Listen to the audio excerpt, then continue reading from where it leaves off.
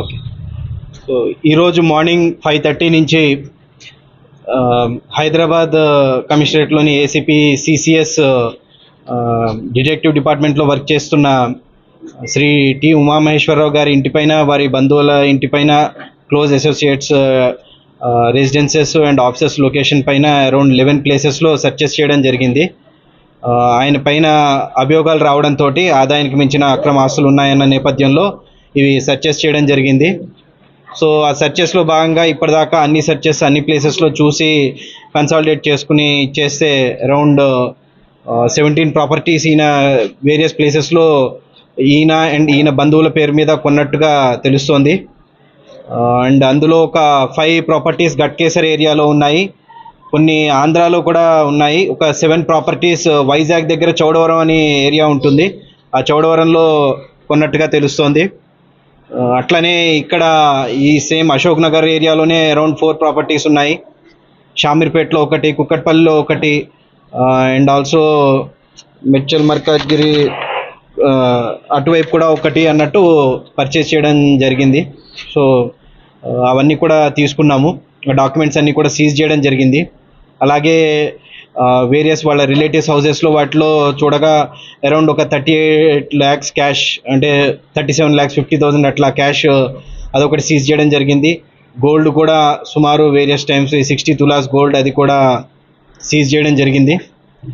So ఇవన్నీ చూస్తే total movable అంటే అక్రమాస్తుల దాంట్లో movable immovable properties value around it comes around 3.5 crores, 3 crores 46 lakhs అన్నట్టు 3.5 crores అట్లాగా document value, actual registered value అది వస్తుంది. ఇక మార్కెట్ వాల్యూ మేము చెప్పము, జనరల్గా మీరు మీ ఎస్టిమేషన్ వేసి చూసుకోవచ్చు. సో ఇట్లాగా దొరకడం జరిగింది. సో ఇంకా ఫర్దర్ వేరే కొన్ని ఈయన చేసిన కేసెస్లో కూడా కొన్ని అభియోగాలు ఉన్నాయి. సో ఆ అభియోగాల్ని కూడా తదుపరి దర్యాప్తులో మేము కొనసాగిస్తాము. పోలీస్ కస్టడీ తీసుకుని ఆ కేసెస్లో ఏమైనా జరిగాయా, ఇర్రెగ్యులారిటీస్ అయ్యి అందులో కూడా ఏమైనా మనీ తీసుకోవడం జరిగిందా అవి అన్నది. సో ప్రస్తుతానికైతే ఇన్ని ఫార్మాలిటీస్ కంప్లీట్ చేసి కోర్టులో హాజరుపరిచి రిమాండ్ చేయిస్తాం. క్యాష్ ఎంత పడుతుంది? క్యాష్ 37,50,000. ఇక్కడ అంటే ఇక్కడ 3 houses ఉన్నాయి, వాళ్ళవి వాళ్ళ రిలేటివ్స్. అందులో మిగతా 7 చోట్ల క్యాష్ కానీ గోల్డ్ కానీ లేదు, అక్కడ లేదు, ఇక్కడే దొరికాయి. బ్యాంక్ లాకర్లు ఎన్ని గుర్తించారు సార్? లాకర్లు కొన్ని దొరికాయి, అరౌండ్ 2 లాకర్స్ దొరికాయి. సో అవి ఇంకా చూడాలి, ప్రస్తుతం సిబ్బంది అంతా ఇక్కడే ఉన్నాం కాబట్టి రేపెల్లుండిలో అవి వెరిఫై చేస్తాం, అవి ఫ్రీజ్ చేయించేసాం.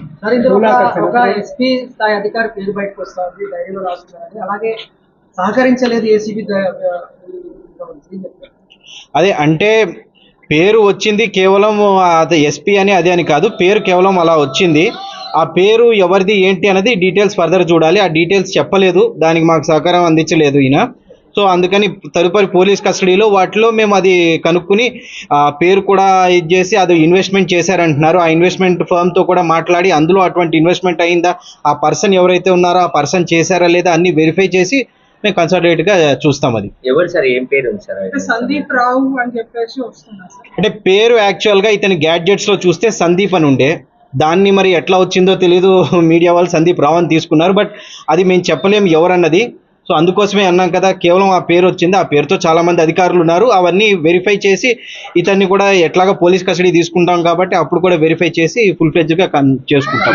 వ్యాపారాలు ఏమైనా గుర్తించారు సార్? ఇంకేమైనా రియల్ ఎస్టేట్ లో పెట్టుబడులు పెట్టారంటున్నారు సార్?